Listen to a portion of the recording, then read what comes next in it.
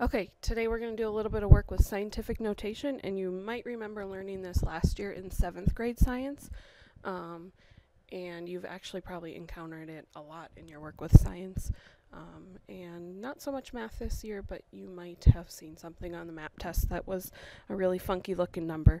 So numbers can be written in standard form and scientific notation. So a number written in standard form is numbers that you are used to seeing, like 63,200. Scientific notation shortens that number 63,200 up, and it looks something like this: 6.32 times 10 to the fourth power. So scientific notation involves exponent and multiplying to the power of 10. Scientific notation helps write very long numbers in a shorter form. Numbers written in scientific notation have three parts. They have a coefficient,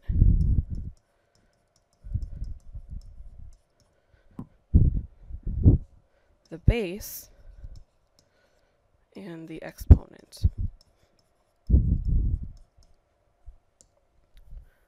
So we'll look at a little bit of a diagram to kind of split this apart.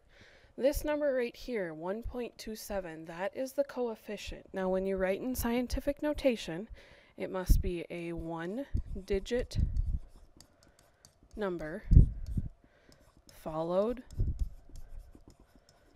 by a decimal. Okay, and that number, the first number, has to be greater than or equal to 1, but it also has to be less than 10. It has to be less than 10 because 10 is a two-digit number. Sometimes it's followed by a decimal. Sometimes it's not. Sometimes it's not necessary to have that decimal.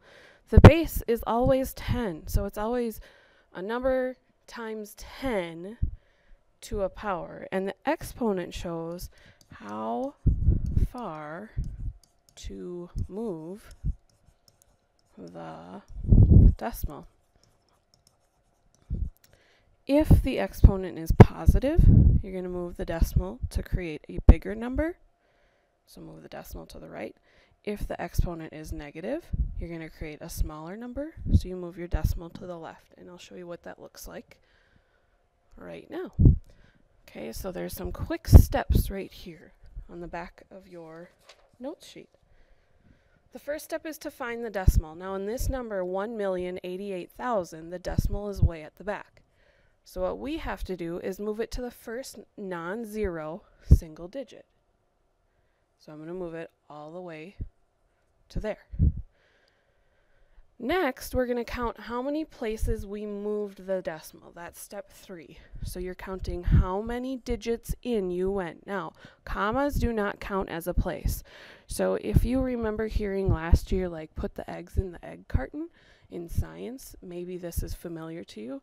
So we moved 1, 2, 3, 4, 5, 6 spots in. Okay, don't forget that. I moved 6 spots, 6 place values in.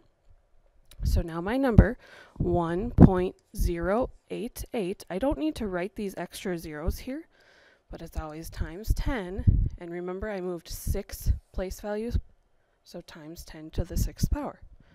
Okay, 530. The decimal's at the end. I'm going to put it right here, so I have 5.3 times 10. I have to see how many spot places I moved in. 1, 2, 10 to the 2nd power.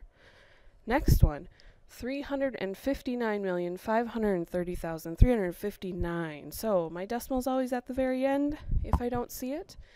And I'm going to move it all the way to the front. So I have 3.59. 530,359. Now, I really do need all of these numbers because there's no zeros at the end that I can eliminate. So really, is this one a whole lot shorter? Not really. But we'll see. We went 1, 2, 3, 4, 5, 6, 7, 8. So times 10 to the 8th. Okay, and then 4,000. The decimal's right here. I'm going to move it up here. So I have 4.0. Okay, and I really don't need to write these other zeros because they're just extra after I have 4 times 10 to the 1, 2, 3 third power. Okay, now 4.0, it's not really necessary to write the point 0 because 4.0 is the same thing as 4. So I just say 4 times 10 to the third power. So that's how to take really big numbers and put them in scientific notation. Now we're going to take a look at really small numbers. It works the same way. You're going to move the decimal till you get to the first non-zero one-digit number.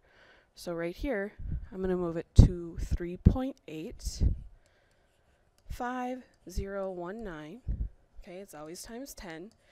And we moved it over one spot, but because it was a small number, it's to the negative first power. So if you're taking really small numbers, you'll have a negative exponent. Next, I see 762 right here, so I'm going to say 7.62 times 10, and I went 1, 2, 3, 4 to the negative fourth power. Okay, next one, I'm going to move it 4.89. I don't need to write all these extra zeros, that wouldn't help me shorten things up. So times 10, and I went one spot over.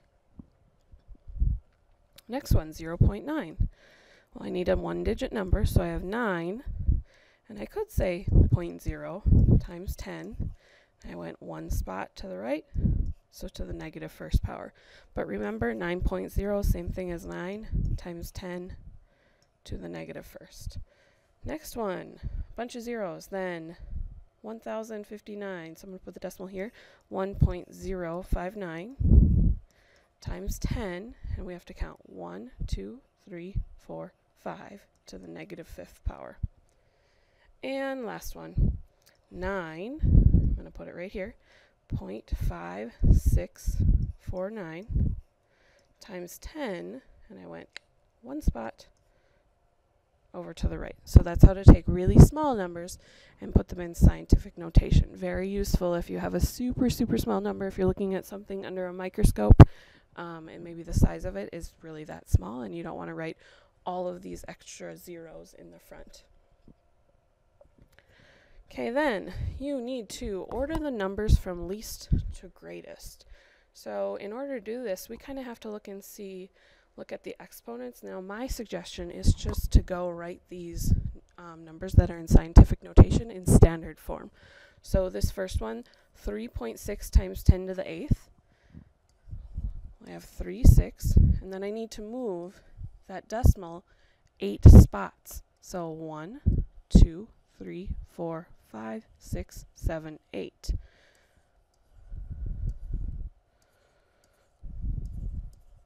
Which means I need 7 zeros there.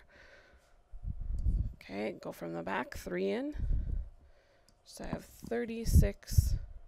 360 million, sorry.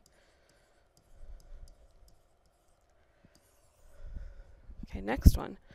6.3 times 10 to the 8th. So 63. Here's one spot, so I need 7 more to get to my 8th power. 1, 2, 3, 4, 5, 6, 7. And go from the back. So I have 630 million.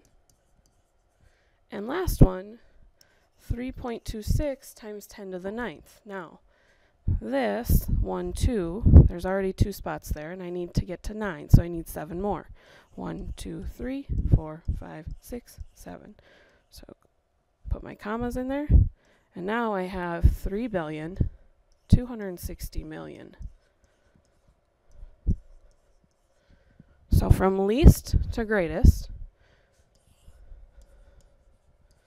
I have, this is my least.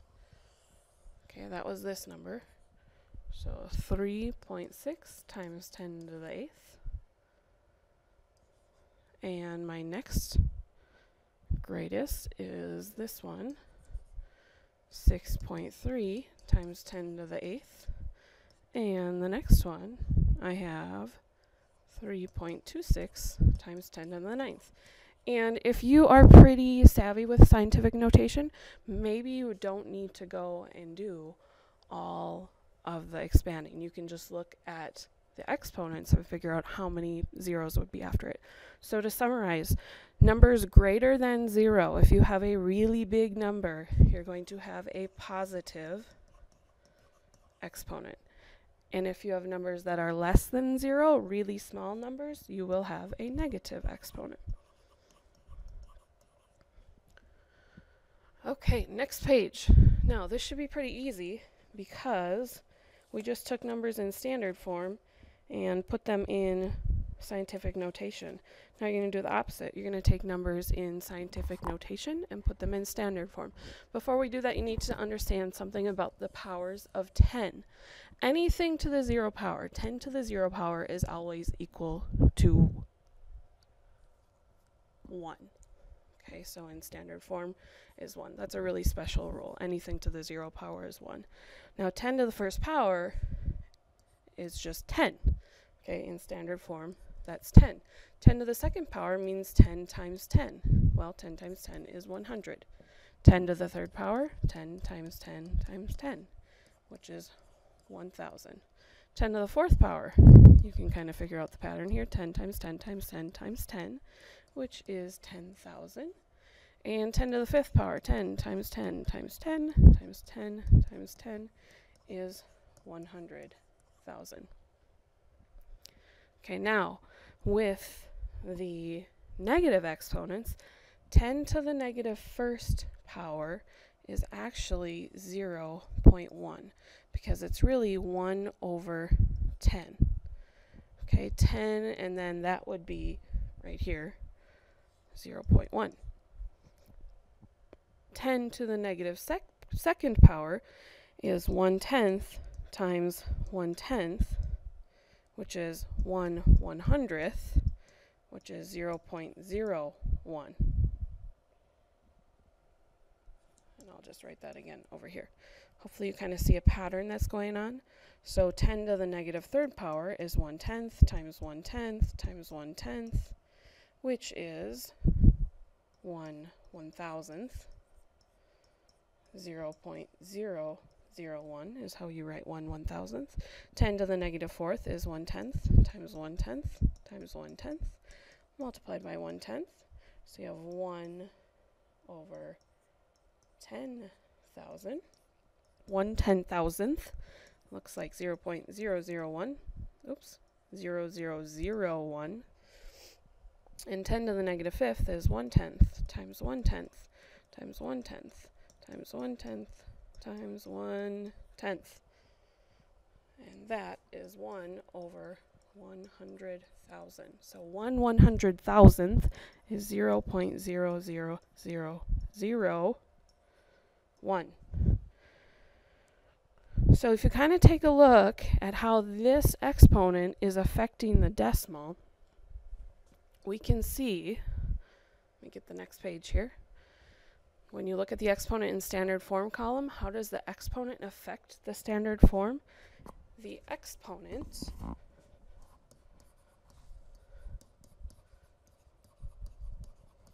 moves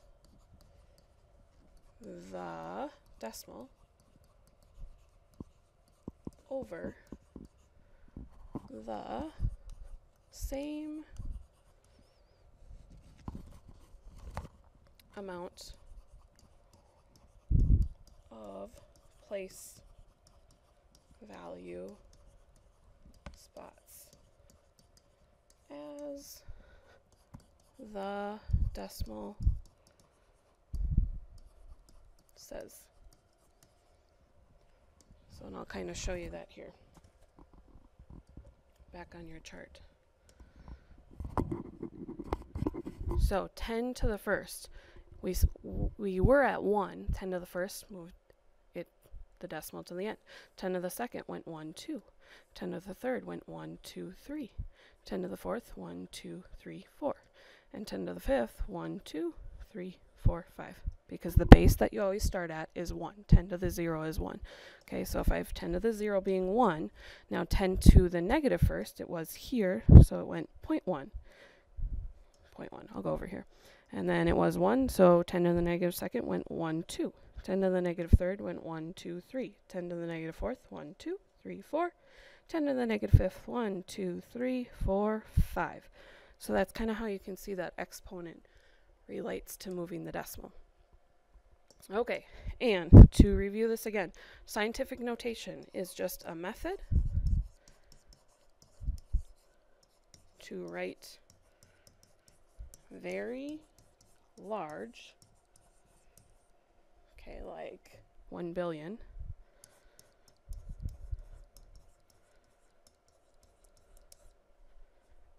and very small, like this number,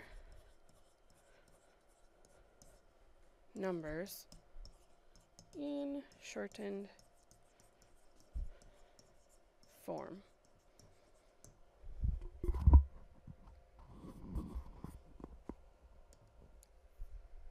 So let's do a little bit of practice here. So you're going to take these numbers and you are going to write them in standard form.